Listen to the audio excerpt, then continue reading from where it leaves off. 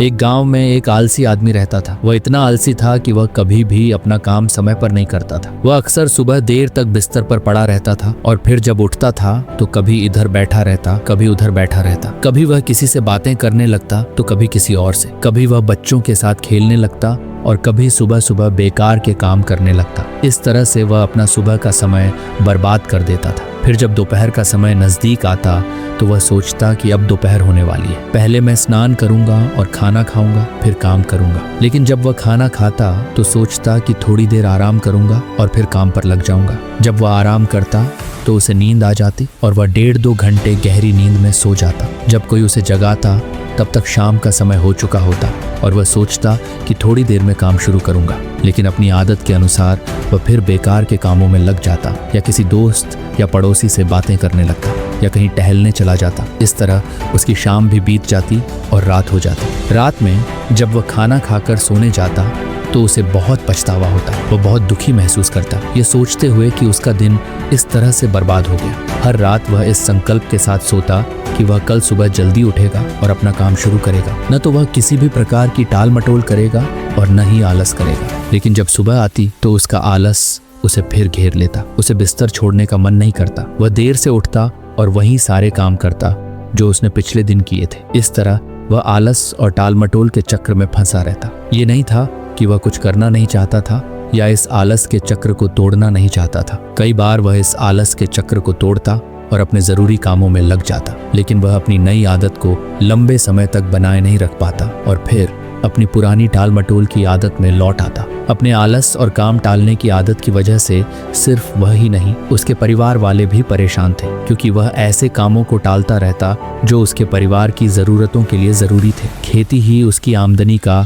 एकमात्र जरिया थी, लेकिन वह खेती के काम में भी टाल मटोल करता रहता। वह न तो समय पर निराई करता, न फसलों की सही देखभाल करता और न ही समय पर फसलों को पानी देता, जिसकी वजह से उसकी फसल दूसरों की तुलना में कम होती और वह उससे इतनी कमाई नहीं कर पाता कि अपने घर के खर्चे आसानी से चला सके। पैसों की कमी की वजह से उसे अक्सर अपनी पत्नी की नाराजगी और ताने सुनने पड़ते थे। कभी कभी यह झगड़े तक भी पहुंच जाता। इससे वह बहुत चिंतित रहने लगा, लेकिन कोशिश करने के बावजूद वह अपने मानसिक आलस के इस दुष्चक्र को तोड़ नहीं पा रहा था। एक दिन वह अपने घर के बाहर बैठा अपने आलस से छुटकारा पाने का उपाय सोच रहा था। तभी उसकी नजर एक संत पर पड़ी जो उसके घर से थोड़ी दूरी पर स्थित मंदिर में रहते थे। संत को देखते ही उस आलसी आदमी को संत का अनुशासित दैनिक जीवन याद आ गया। उसने सोचा कि संत हर सुबह 4 बजे से पहले उठते हैं और गांव के बाहर नदी में स्नान करते हैं। उसके बाद जब गांव के ज्यादातर लोग सो रहे होते हैं वह अपनी पूजा, ध्यान आदि में लग जाते हैं और जब गांव के लोग सुबह उठकर अपनी दिनचर्या शुरू करते हैं तब तक वह अपने मुख्य काम जैसे मंदिर की सफाई आदि कर चुके होते हैं। उसके बाद वह गांव में भिक्षा मांगने जाते हैं। भिक्षा लेकर आने के बाद वह अपना खाना बनाते हैं। खाना खाने के बाद वह पूरा दोपहर धार्मिक ग्रंथों का अध्ययन करते हैं और फिर शाम को भक्तों के साथ प्रवचन और संवाद करते हैं। इसके बाद वह शाम की आरती करते हैं और अपना खाना बनाकर मंदिर के बाकी काम निपटाकर समय पर सो जाते हैं। तो वह इतने अनुशासित और मेहनती कैसे बने रहते हैं? और यह संत इतने सालों से इस व्यस्त दिनचर्या का पालन कर रहे हैं। कुछ समय तक ऐसे सवालों पर विचार करने के बाद उस आलसी व्यक्ति ने यह तय किया कि वह उस संत के पास जाएगा और अपने आलस का कारण जानने की कोशिश करेगा। वह तुरंत मंदिर पहुंचा और संत को प्रणाम करके गिड़गिड़ाती हुई आवाज में बोला, संत महाराज, मैं अपनी एक बड़ी समस्या लेकर आपके पास आया हूँ। संत ने पूछा, तुम्हारी समस्या क्या है जिसे तुम इतना बड़ा मानते हो? आलसी व्यक्ति ने संत को अपनी आलस्य और टाल मटोल की पूरी कहानी सुनाई। उसने कहा, संत महाराज, मैं बहुत आलसी हूँ और हमेशा अपना काम टालता रहता हूँ। मैं सुबह देर से उठता हूँ और फिर अपना सुबह का समय बेकार के कामों में बर्बाद कर देता हूँ। इसके बाद मैं सारा दिन अपने ज़रूरी काम टालता रहता हूँ। इस तरह मेरा पूरा दिन बर्बाद हो जाता है और जब रात होती है तो मुझे पछतावा और दुख होता है। मुझे यह भी पीड़ा होती है कि मैंने पूरा दिन इस तरह बर्बाद कर दिया, लेकिन अगले दिन मैं वही गलतियां दोहराता हूँ और समय बर्बाद करता हूँ। संत महाराज, मैं आलस्य और टाल मटोल के जाल में फंसा हूँ और इससे बाहर नहीं निकल पा रहा हूँ। कृपया मुझे मेरे इस आलस्य से छुटकारा पाने का रास्ता दिखाइए। मैं आपसे बड़ी उम्मीद लेकर आया हूँ। आलसी व्यक्ति की बात ध्यान से सुनने के बाद संत ने कहा, आलस्य वह सुख है जो हमें केवल दुख ही देता है। मेहनत करने की क्षमता होने के बावजूद काम न करना या उसे टालते रहना आलस कहलाता है, और यह आलस्य इंसान को कहीं का नहीं छोड़ता। तुम्हारे आलस्य और टाल मटोल की सबसे बड़ी वजह तुम्हारी खराब सुबह की दिनचर्या है, क्योंकि तुम अपना कीमती सुबह का समय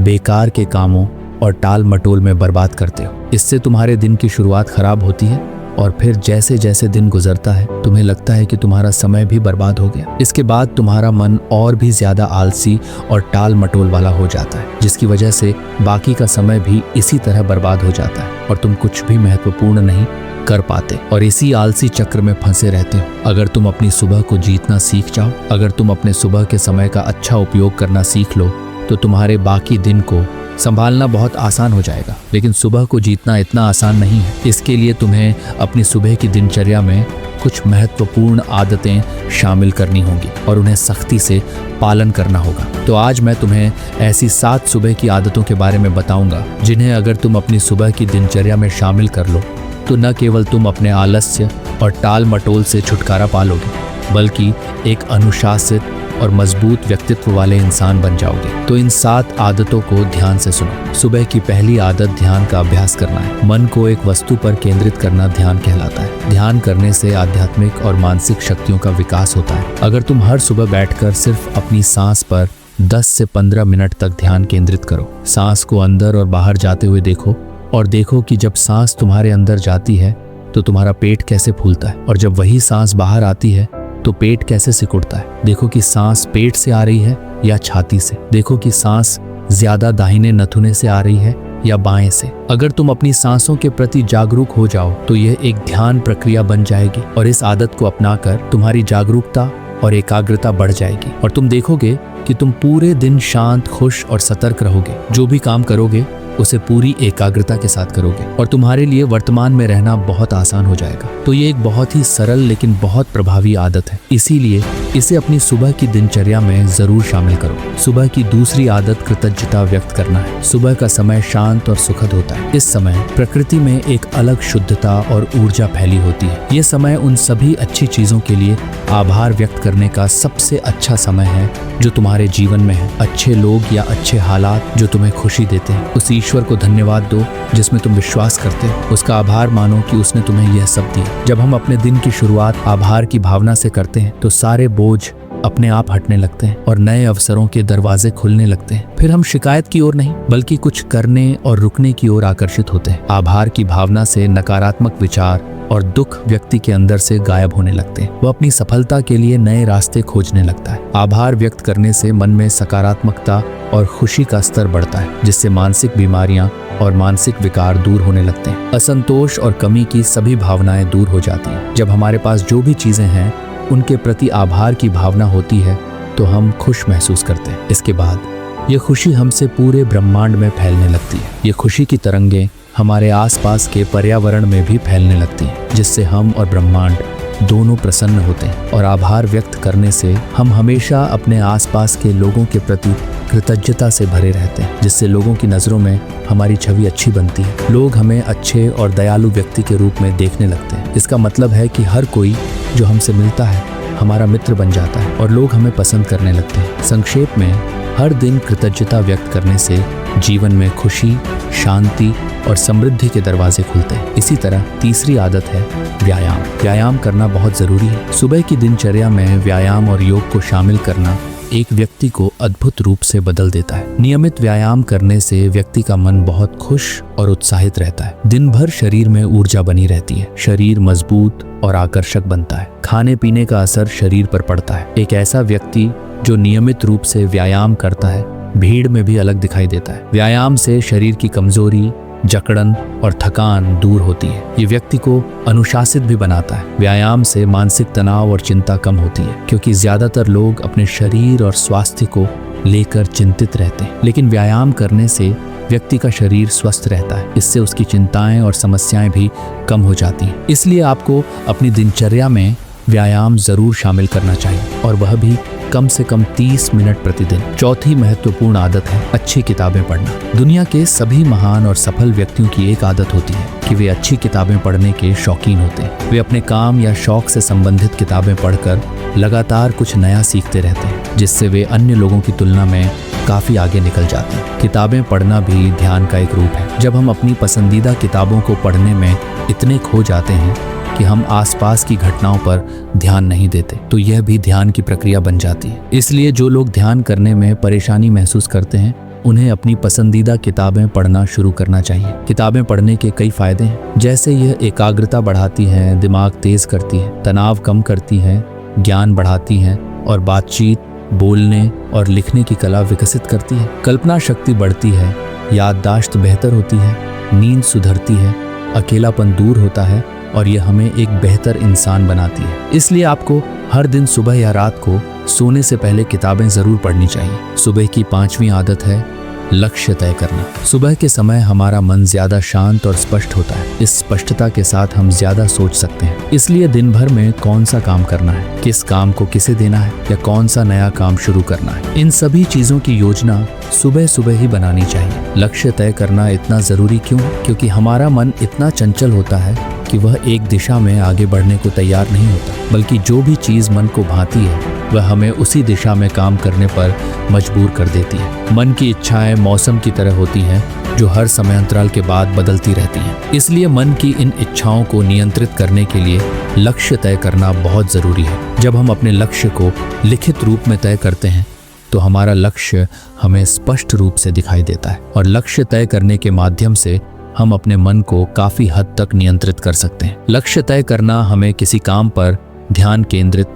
और एकाग्र करने में मदद करता है। सुबह की छठी आदत है पानी पीना। सुबह उठते ही 2-3 गिलास पानी पीना शरीर के लिए अमृत के समान काम करता है। सुबह पानी पीने से पेट साफ करने में मदद मिलती है। रात भर शरीर में जो पानी की कमी होती है वह पूरी हो जाती है। सुबह अच्छे से पानी पीने से शरीर पूरे दिन ऊर्जावान और तरोताज़ा रहता है। सुबह ज़्यादा पानी पीने का एक फ़ायदा यह भी है कि दिन भर हमें प्यास कम लगती है। अगर शरीर में पर्याप्त मात्रा में पानी बना रहता है तो इसके कई फायदे होते हैं, जैसे शरीर को अच्छी तरह से साफ करता है, त्वचा चमकदार और सुंदर दिखती है, दिमाग तेजी से काम करता है, पाचन सुधरता है और शरीर का वजन नियंत्रित रहता है, जिससे शरीर आलसी महसूस नहीं करता। इसलिए सुबह उठकर गुनगुना पानी पीना एक बहुत ही अच्छी आदत है। सुबह की 7वीं अच्छी आदत है अच्छा और पौष्टिक नाश्ता करना। नाश्ता हमारे दिन का पहला भोजन है, इसलिए इसका पौष्टिक और अच्छा होना बहुत जरूरी है। अगर हम सुबह सुबह भारी तैलीय या कोई ऐसा नाश्ता खा लेते हैं